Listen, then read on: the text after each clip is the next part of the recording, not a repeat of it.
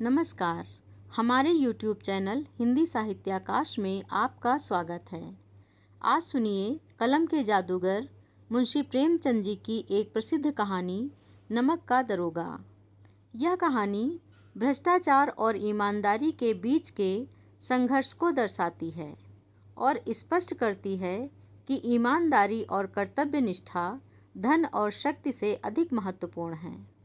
तो आइए सुनते हैं दृढ़ इच्छा शक्ति और सत्यनिष्ठा के द्वारा भ्रष्टाचार पर विजय प्राप्त करने का संदेश देती हुई कहानी नमक का दरोगा। जब नमक का नया विभाग बना और ईश्वर प्रदत्त वस्तु के व्यवहार करने का निषेध हो गया तो लोग चोरी छिपे इसका व्यापार करने लगे। अनेक प्रकार के छल प्रपंचों का सूत्रपात हुआ। कोई घूस से काम निकालता था, कोई चालाकी से। अधिकारियों के पौवारह थे। पटवारी गिरी का सर्वसम्मानित पद छोड़ छोड़कर लोग इस विभाग की बरकंदाजी करते थे। इसके दरोगा पद के लिए तो वकीलों का भी जी ललचाता था। यह वह समय था जब अंग्रेजी शिक्षा और ईसाई मत को लोग एक ही वस्तु समझते थे। फारसी का प्राबल्य था। प्रेम की कथाएं और श्रृंगार रस के काव्य पढ़कर फारसीदां लोग सर्वोच्च पदों पर नियुक्त हो जाया करते थे। मुंशी वंशीधर भी जुलेखा की विरह कथा समाप्त करके मजनू और फरहाद के प्रेम वृत्तांत को, नल और नील की लड़ाई और अमेरिका के आविष्कार से अधिक महत्व की बातें समझते हुए रोजगार की खोज में निकले। उनके पिता एक अनुभवी पुरुष थे। समझाने लगे, बेटा, घर की दुर्दशा देख रहे हो, ऋण के बोझ से दबे हुए हैं। लड़कियां हैं, वह घास फूस की तरह बढ़ती चली जाती हैं। मैं कगारे पर का वृक्ष हो रहा हूँ, ना मालूम कब गिर पड़ूँ। अब तुम ही घर के मालिक मुख्तार हो। नौकरी में ओहदे की ओर ध्यान मत देना, यह तो पीर की मजार है। निगाह चढ़ावे और चादर पर रखनी चाहिए। ऐसा काम ढूंढना जहाँ कुछ ऊपरी आय हो। मासिक वेतन तो पूर्णमासी का चांद है, जो एक दिन दिखाई देता है और घटते घटते लुप्त हो जाता है। ऊपरी आय बहता हुआ स्रोत है, जिससे सदैव प्यास बुझती है। वेतन मनुष्य देता है, इसी से उसमें वृद्धि नहीं होती। ऊपरी आमदनी ईश्वर देता है, इसी से उसकी बरकत होती है। तुम स्वयं विद्वान हो, तुम्हें क्या समझाऊं। इस विषय में विवेक की बड़ी आवश्यकता है। मनुष्य को देखो, उसकी आवश्यकता को देखो और अवसर देखो। उसके उपरांत जो उचित समझो करो।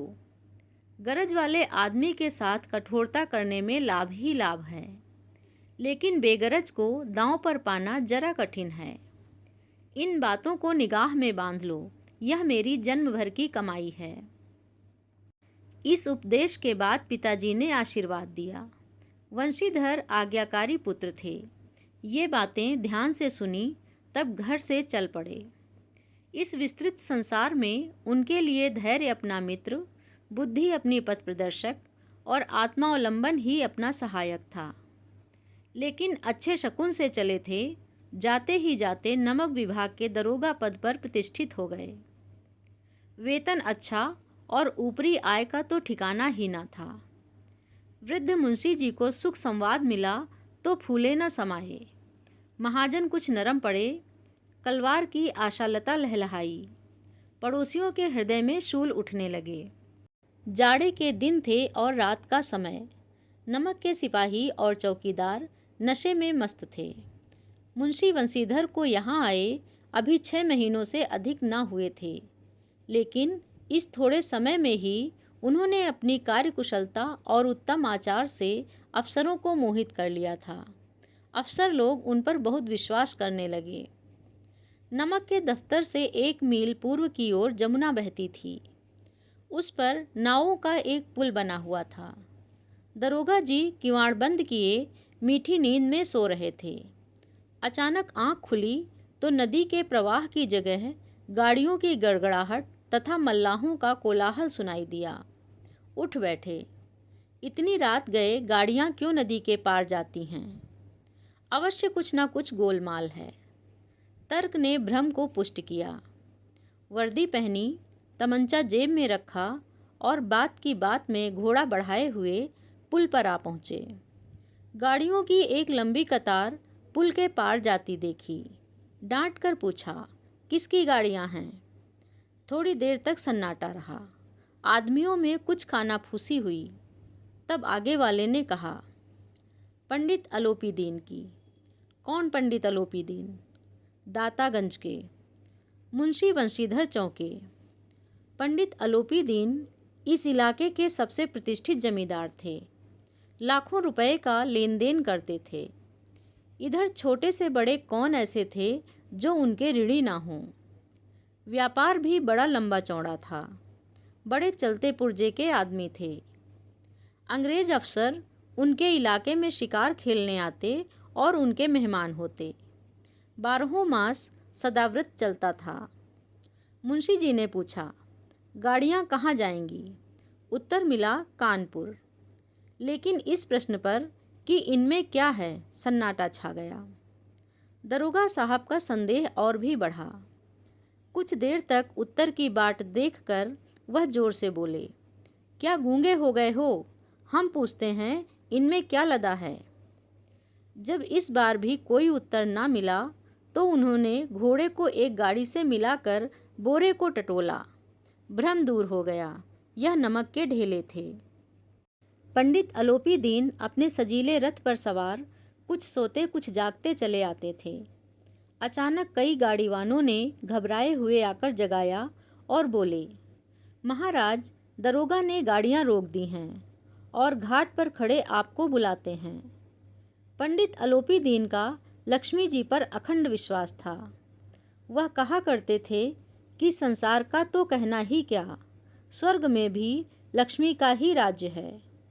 उनका यह कहना यथार्थ ही था। न्याय और नीति सब लक्ष्मी के ही खिलौने हैं। इन्हें वह जैसे चाहती हैं नचाती हैं। लेटे ही लेटे गर्व से बोले, चलो हम आते हैं। यह कहकर पंडित जी ने बड़ी निश्चिंतता से पान के बीड़े लगाकर खाए। फिर लिहाफ ओढ़े हुए दरोगा के पास आकर बोले, बाबूजी आशीर्वाद। कहिए, हमसे ऐसा कौन सा अपराध हुआ कि गाड़ियां रोक दी गईं? हम ब्राह्मणों पर तो आपकी कृपा दृष्टि रहनी चाहिए। वंशीधर रुखाई से बोले, सरकारी हुक्म। पंडित अलोपी दीन ने हंसकर कहा, हम सरकारी हुक्म को नहीं जानते और न सरकार को। हमारे सरकार तो आप ही हैं। हमारा और आपका तो घर का मामला है। हम कभी आपसे बाहर हो सकते हैं? आपने व्यर्थ का कष्ट उठाया। यह हो नहीं सकता कि इधर से जाएं और इस घाट के देवता को भेंट न चढ़ावें। मैं तो आपकी सेवा में स्वयं ही आ रहा था। वंशीधर पर ऐश्वर्य की मोहिनी वंशी का कुछ प्रभाव ना पड़ा। ईमानदारी की नई उमंग थी। कड़क कर बोले, हम उन नमक हरामों में नहीं हैं जो कौड़ियों पर अपना ईमान बेचते फिरते हैं। आप इस समय हिरासत में हैं। आपका कायदे के अनुसार चालान होगा। बस मुझे अधिक बातों की फुर्सत नहीं है। जमादार बदलू सिंह, तुम इन्हें हिरासत में ले चलो, मैं हुक्म देता हूँ। पंडित अलोपी दीन स्तंभित हो गए। गाड़ीवानों में हलचल मच गई। पंडित जी के जीवन में कदाचित यह पहला ही अवसर था कि पंडित को ऐसी कठोर बातें सुननी पड़ी। बदलू सिंह आगे बढ़ा, किंतु रोब के मारे यह साहस न हुआ कि उनका हाथ पकड़ सके। पंडित जी ने धर्म को धन का ऐसा निरादर करते कभी न देखा था। विचार किया कि यह अभी उद्दंड लड़का है, माया मोह के जाल में अभी नहीं पड़ा, अल्हड़ है, झिझकता है। बहुत दीन भाव से बोले, बाबू साहब ऐसा न कीजिए, हम मिट जाएंगे, इज्जत धूल में मिल जाएगी। हमारा अपमान करने से आपको क्या हाथ आएगा? हम किसी तरह आपसे बाहर थोड़े ही हैं। वंशीधर ने कठोर स्वर में कहा, हम ऐसी बातें नहीं सुनना चाहते। अलोपी दीन ने जिस सहारे को चट्टान समझ रखा था वह पैरों के नीचे से खिसकता हुआ मालूम हुआ। स्वाभिमान और धन ऐश्वर्य को कड़ी चोट लगी, किंतु अभी तक धन की सांख्यिक शक्ति का पूरा भरोसा था। अपने मुख्तार से बोले, लाला जी 1000 के नोट बाबू साहब को भेंट करो, आप इस समय भूखे सिंह हो रहे हैं। वंशीधर ने गर्म होकर कहा, 1000 नहीं 1,00,000 भी मुझे सच्चे मार्ग से नहीं हटा सकते। धर्म की इस बुद्धिहीन दृढ़ता और देव दुर्लभ त्याग पर मन बहुत झुंझलाया। अब दोनों शक्तियों में संग्राम होने लगा। धन ने उछल उछल कर आक्रमण करने शुरू किए। 1 से 5, 5 से 10, 10 से 15 और 15 से 20,000 तक नौबत पहुंची। किंतु धर्म अलौकिक वीरता के साथ इस बहुसंख्यक सेना के सम्मुख अकेला पर्वत की भांति अटल अविचलित खड़ा था। अलोपी दीन निराश होकर बोले, अब इससे अधिक मेरा साहस नहीं, आगे आपको अधिकार है। वंशीधर ने अपने जमादार को ललकारा। बदलू सिंह मन में दरोगा जी को गालियां देता हुआ पंडित अलोपी दीन की ओर बढ़ा। पंडित जी घबरा कर 2-3 कदम पीछे हट गए। अत्यंत दीनता से बोले, बाबू साहब ईश्वर के लिए मुझ पर दया कीजिए, मैं 25,000 पर निपटारा करने को तैयार हूँ। असंभव बात है, किसी तरह भी संभव नहीं। क्या 40,000 पर भी नहीं? 40,000 नहीं 40 लाख पर भी असंभव है। बदलू सिंह, इस आदमी को अभी हिरासत में ले लो, अब मैं एक शब्द भी नहीं सुनना चाहता। धर्म ने धन को पैरों तले कुचल डाला। अलोपी दीन ने एक हष्ट-पुष्ट मनुष्य को हथकड़ियाँ लिए हुए अपनी तरफ आते देखा। चारों ओर निराश और कातर दृष्टि से देखने लगे। इसके बाद मूर्छित होकर गिर पड़े। दुनिया सोती थी पर दुनिया की जीभ जागती थी। सवेरे देखिए तो बालक वृद्ध सबके मुंह से यही बात सुनाई देती थी। जिसे देखिए वही पंडित जी के इस व्यवहार पर टीका टिप्पणी कर रहा था। निंदा की बौछारें हो रही थीं। मानो संसार से अब पापी का पाप कट गया। पानी को दूध के नाम से बेचने वाला ग्वाला, कल्पित रोजनामचे भरने वाले अधिकारी वर्ग, रेल में बिना टिकट सफ़र करने वाले बाबू लोग, जाली दस्तावेज बनाने वाले सेठ और साहूकार, ये सब के सब देवताओं की भांति गर्दनें चला रहे थे। जब दूसरे दिन पंडित अलोपी दीन अभियुक्त होकर कांस्टेबलों के साथ हाथों में हथकड़ियाँ, हृदय में ग्लानि और क्षोभ भरे, लज्जा से गर्दन झुकाए अदालत की तरफ चले तो सारे शहर में हलचल मच गई। मेलों में कदाचित आंखें इतनी व्यग्र न होती होंगी। भीड़ के मारे छत और दीवार में कोई भेद न रहा। किंतु अदालत में पहुंचने की देर थी। पंडित अलोपी दीन इस अगाध वन के सिंह थे। अधिकारी वर्ग उनके भक्त, अमले उनके सेवक, वकील मुख्तार उनके आज्ञापालक और अर्दली तथा चौकीदार तो उनके बिना मोल के गुलाम थे। उन्हें देखते ही लोग चारों तरफ से दौड़े। सभी लोग विस्मित हो रहे थे, इसलिए नहीं कि अलोपी दीन ने क्यों यह कर्म किया, बल्कि इसलिए कि वह कानून के पंजे में कैसे आए। ऐसा मनुष्य जिसके पास असाध्य साधन करने वाला धन और अनन्य वाचालता हो, वह क्यों कानून के पंजे में आए। प्रत्येक मनुष्य उनसे सहानुभूति प्रकट करता था। बड़ी तत्परता से इस आक्रमण को रोकने के निमित्त वकीलों की एक सेना तैयार की गई। न्याय के मैदान में धर्म और धन में युद्ध ठन गया। वंशीधर चुपचाप खड़े थे। उनके पास सत्य के सिवा न कोई बल था, न स्पष्ट भाषण के अतिरिक्त कोई शस्त्र।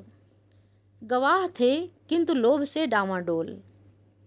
यहाँ तक कि मुंशी जी को न्याय भी अपनी ओर से कुछ खिंचा हुआ दिख पड़ता था। वह न्याय का दरबार था, परंतु उसके कर्मचारियों पर पक्षपात का नशा छाया हुआ था। किंतु पक्षपात और न्याय का क्या मेल।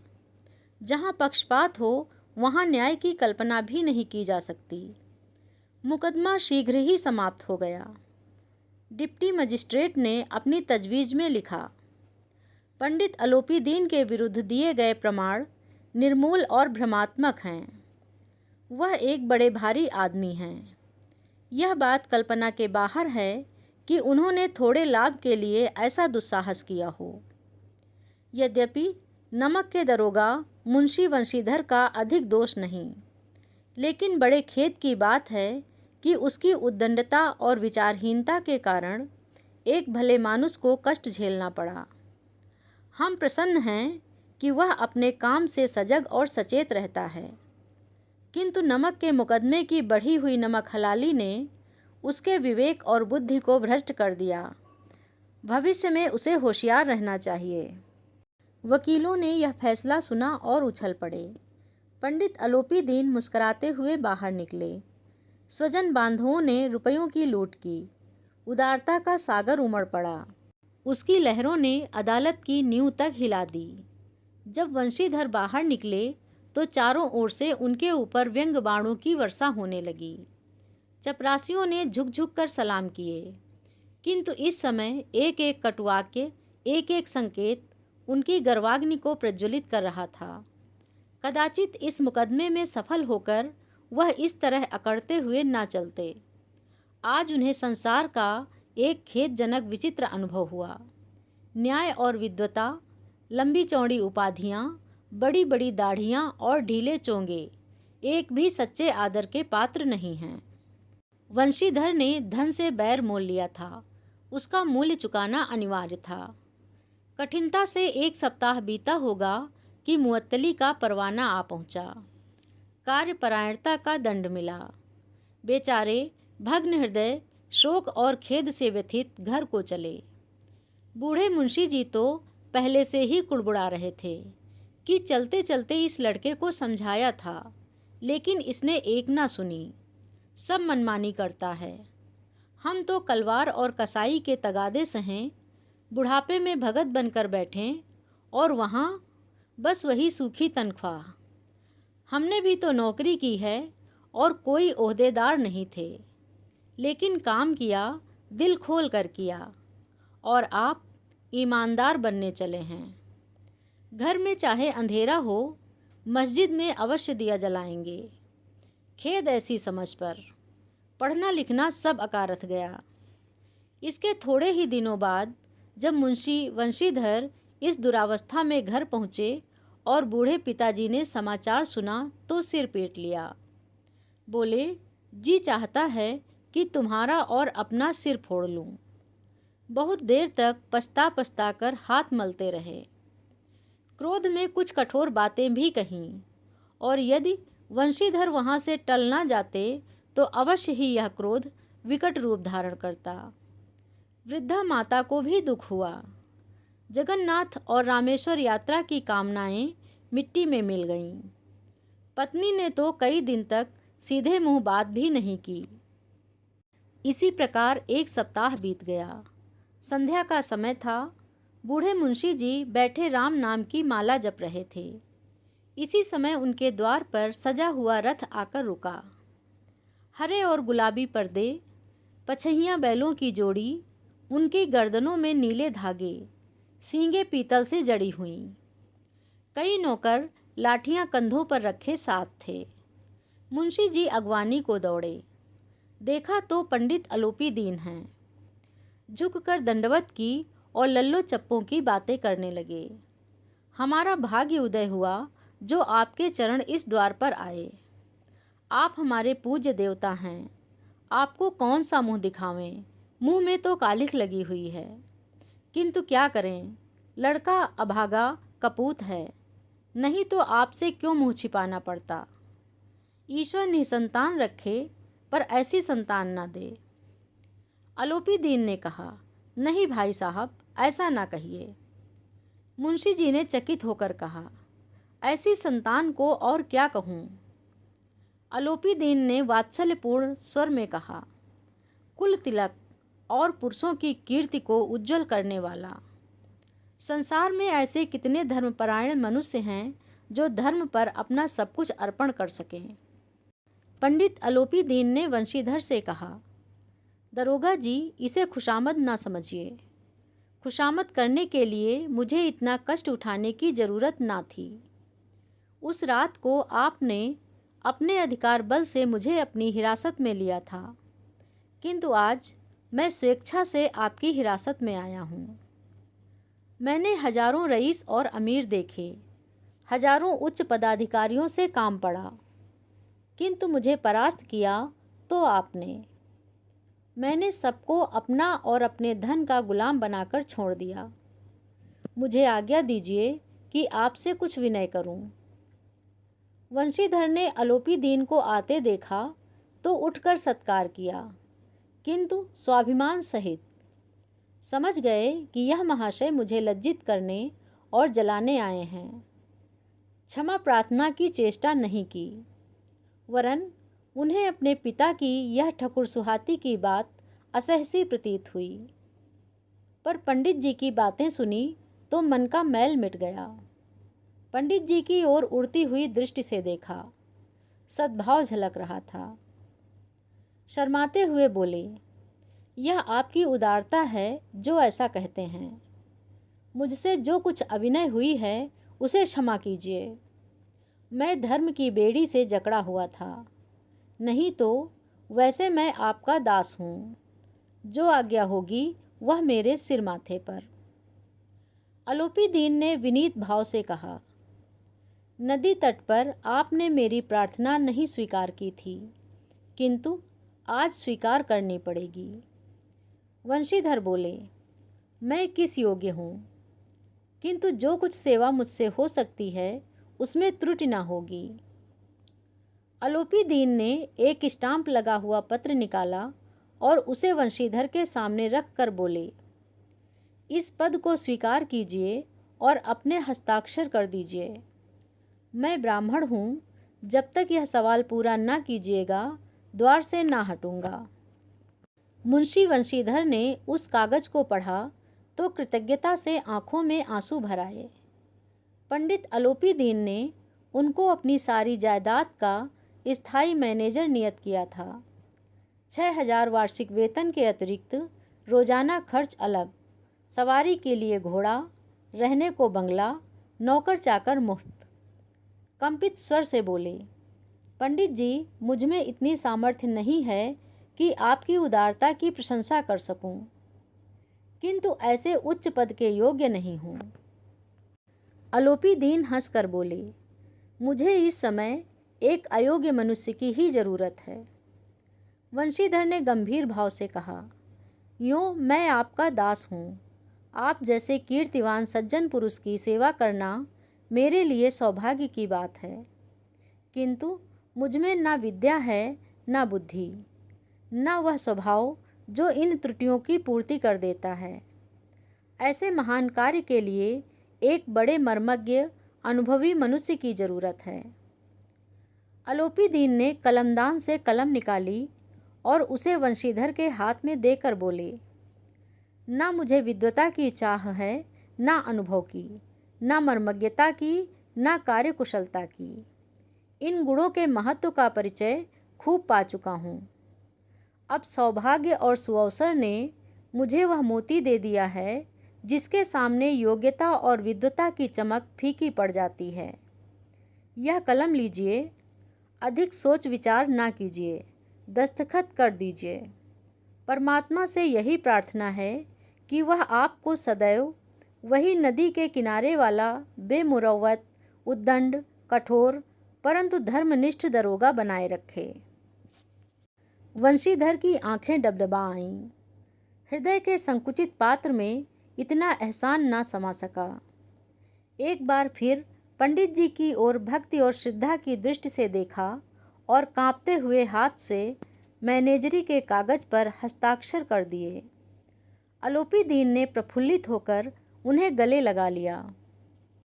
अभी आप सुन रहे थे धन के ऊपर धर्म की जीत की कहानी नमक का दरोगा, जिसमें मानव मूल्यों का आदर्श रूप दिखाया गया है और यह शिक्षा भी दी गई है कि एक बेईमान स्वामी को भी एक ईमानदार कर्मचारी की तलाश रहती है। कहानी आपको अच्छी लगी हो तो लाइक कीजिए, शेयर कीजिए और हमारे चैनल को सब्सक्राइब कीजिए। धन्यवाद।